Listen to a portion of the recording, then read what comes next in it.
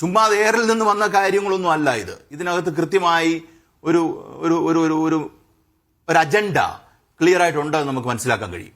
ആ അജണ്ട ഈ പറയുന്ന ആൾക്കാരെ പറഞ്ഞു പറ്റിക്കുക. ഇപ്പൊ ഭാരതരി കൊടുത്തു കഴിഞ്ഞപ്പോൾ ഇനിയും തൊട്ട് അന്ന് വന്ന ഒരു രീതിയാണല്ലോ, ഇനിയും തൊട്ട് ഇതാണ് കിട്ടാൻ പോകുന്നത്, നമ്മുടെ ഭാരതരി കിട്ടാൻ പോകുന്നു.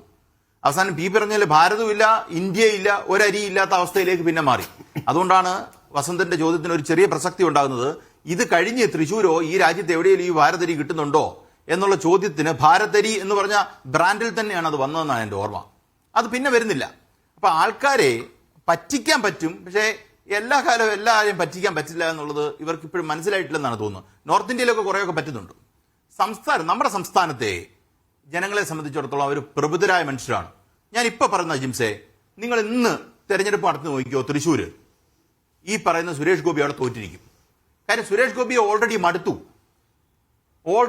സുരേഷ് ഗോപി ഒരു ചേഞ്ച് എന്നുള്ള രീതിയിൽ ഇയാൾ കൊടുത്തിരുന്ന ഒരു ഇംപ്രഷൻ, കയ്യിൽ നിന്ന് പൈസ എടുത്തു കൊടുക്കുന്നു. ഒരുപാട് പേര് കരുതിയിരുന്നത് ഇദ്ദേഹം കയ്യിൽ നിന്ന് തന്നെ പൈസ എടുത്തു കൊടുക്കുന്നു. ഇനിയും വരാൻ പോകുന്ന ദിവസങ്ങളിൽ സുരേഷ് ഗോപിയെ ജനത്തിന് മടുത്തു എന്നുള്ളതല്ല പ്രശ്നം. സുരേഷ് ഗോപി എങ്ങനെ ജയിച്ചു എന്നുള്ള ചോദ്യത്തിന് ഇനി ഉത്തരവില്ലല്ലോ.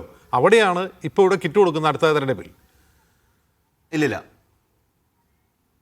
ഞാൻ വരാം. എനിക്ക് അതിനകത്ത് ക്ലാരിറ്റി ഉണ്ട്, ചോദ്യത്തിനും ക്ലാരിറ്റി ഉണ്ട്. ഞാൻ പറഞ്ഞു സുരേഷ് ഗോപിയെ ഇപ്പം നിന്നാൽ ജയിക്കില്ല എന്ന് പറഞ്ഞാൽ അവര് വോട്ടേഴ്സ് ലിസ്റ്റിൽ അപ്പുറത്തു നിന്ന് കൊണ്ടുവന്ന് ഇപ്പുറത്ത് ചേർത്തു എന്ന് പറയുന്ന ആസ്പെക്ട് ഒഴിച്ച് ബാക്കി എല്ലാ ഫാക്ടേഴ്സും നെഗേറ്റ് ചെയ്തു പോയി എന്നാണ് ഞാൻ പറയുന്നത്. ഭാരതരി ഇങ്ങനെയുള്ള ഈ ഗിമ്മിക്കുകളുണ്ടല്ലോ, ഇതൊന്നും കേരളത്തിലെ ജനങ്ങളെടുക്കൽ ഇനിയും വർക്കാവുന്ന ഒരു കാര്യമല്ല. പക്ഷേ അത് എതിർക്കപ്പെടേണ്ട കാര്യമുണ്ടോ എന്ന് ചോദിച്ചാൽ ഉണ്ട്. കാര്യം ഇലക്ഷൻ കമ്മീഷൻ എന്ന് പറയുന്ന ഒരു ഏജൻസി, കോൺസ്റ്റിറ്റ്യൂഷണൽ ബോഡി, പല ആസ്പെക്റ്റിലും അവര് BJPയുടെ കാര്യം വരുമ്പോൾ ടോൺ ഡൗൺ ചെയ്യുന്ന ഒരു രീതി നമ്മൾ കണ്ടിട്ടുണ്ട്. ഞാനും അജിംസും ഞാനും വസന്തും തമ്മിൽ തന്നെ ഈ വിഷയത്തിൽ ഒരുപാട് ചർച്ചയ്ക്ക് ഇരുന്നിട്ടുള്ള കാര്യമാണ്. അതിനകത്തൊരു പ്രശ്നമുണ്ട് എന്നാണ് ഞാൻ കണക്കുന്നത്. ഈ വിഷയം തന്നെ എടുക്കൂ. ഇപ്പൊ പോലീസ് എന്ന് പറഞ്ഞു കഴിഞ്ഞാൽ ഈ ഘട്ടത്തിൽ കയ്യിലിരിക്കുന്ന ഇലക്ഷൻ കമ്മീഷനാണ് ഡയറക്ട് ചെയ്യേണ്ടത്. ഇലക്ഷൻ കമ്മീഷൻ അതിലേക്ക് പരിശോധിച്ച് കയറേണ്ടതായിട്ട് ഉള്ള കാര്യമുണ്ട്. വർഗീയ പരാമർശം എത്രണ്ണം ഗുരുവായൂരുമായിട്ട് ബന്ധപ്പെട്ട് വന്നു, അതിലും ഒരു സുഖകരമല്ലാത്ത രീതിയിൽ നമുക്ക് ഒരു രാജ്യത്തിന്റെ ജനാധിപത്യ ശക്തിയായ ഒരു രാജ്യത്ത് എടുക്കേണ്ട ശക്തിയിൽ ഇലക്ഷൻ കമ്മീഷൻ ഒരു നടപടി എടുത്തോ എന്നുള്ള കാര്യത്തിൽ എനിക്ക് സംശയമുണ്ട്. അതൊരു വിമർശനാത്മക സ്വഭാവത്തിൽ നമുക്ക് കാണേണ്ട ഒരു കാര്യമാണ്. നമ്മൾ പല ഘട്ടത്തിലും നോർത്ത് ഇന്ത്യയിലെ കാര്യങ്ങൾ പറഞ്ഞിട്ടുണ്ട്. പ്രധാനമന്ത്രിയുടെ റാലികളുടെ കാര്യം വരുമ്പോൾ ഇവര് കോഡ് ഓഫ് കണ്ടക്ട് എന്ന് പറയുന്ന സാധനം ഡൈല്യൂട്ട് ചെയ്യുന്ന കണ്ടിട്ടുണ്ട്. ആ ഡൈല്യൂഷൻ പല സന്ദർഭങ്ങളിലും വരുന്ന കണ്ടിട്ടുള്ളത് കൊണ്ടാണ് ഞാൻ അതാണ് എന്റെ കൂടുതലായിട്ടുള്ള പ്രശ്നം. അപ്പൊ താങ്കൾ പറഞ്ഞതുപോലെ BJP കളിക്കുന്ന ടാക്ടിക്കൽ ആൻഡ് സ്ട്രാറ്റജിക് പൊസിഷനുകൾ ഉണ്ടല്ലോ, ഈ പറയുന്ന അങ്ങോട്ട് മാറുന്നു ഇങ്ങോട്ട് മാറുന്നു, വോട്ടേഴ്സ് ലിസ്റ്റ് ചേർക്കുന്നു, പിന്നെ സുരേഷ് ഗോപി തിരുവനന്തപുരത്തേക്ക് പോകുന്നു. അത് അതിഭീകരമായ ഗൗരവമായ സ്ട്രക്ചറൽ വിഷയമാണെങ്കിൽ മറ്റേ വിഷയമുണ്ടല്ലോ, ഇവര് കാണിക്കുന്ന കളിപ്പീര് വിഷയങ്ങളാണ്. ആ കളിപ്പീര് തിരിച്ചറിയാനുള്ള വലിയ പ്രബുദ്ധത ഈ നാട്ടിൽ